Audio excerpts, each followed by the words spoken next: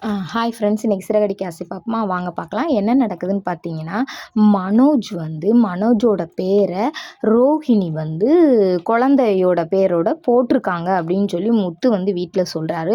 சொல்லையில் அப்போ விஜயா சொல்கிறாங்க, என்னடா சொல்கிறா, உனக்கு எப்படிடா தெரியும்னே. ரோஹிணி அங்கே செக்கப்புக்கு வைக்கிறனால மீனாவோட தங்கச்சி சொன்னாங்கம்மா, இனி எதுவுமே செய்ய முடியாதுமா அப்படின்னு சொல்கிறாங்க. அப்போ சொல்கிறாங்க, விஜயா சொல்கிறாங்க, விறுவிறுன்னு போய் பேரை மட்டும் அழைச்சிட்டு வந்துடுறா மனோஜ் அப்படின்னு சொல்கிறாங்க. ஏம்மா இது என்ன காமெடி பண்ணுற விஷயமாம்மா?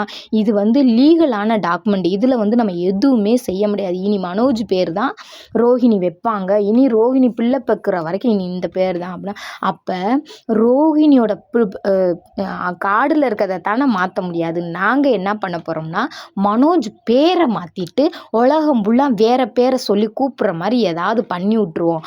அப்போ மனோஜோட பேர் மாறிடும்ல அப்படின்னு சொல்லி விஜயா சொல்கிறாங்க. விஜயா காமெடி பண்ணுறாங்களா இல்லை சீரியஸாக பண்ணுறாங்களானே தெரியலைங்க. சிரிக்கிற மாதிரி விஜயா பண்ணுறாங்க. இவங்கக்கிட்ட இருந்து தான் மனோஜுக்கும் அந்த குணம் வந்திருக்கும் போலங்க.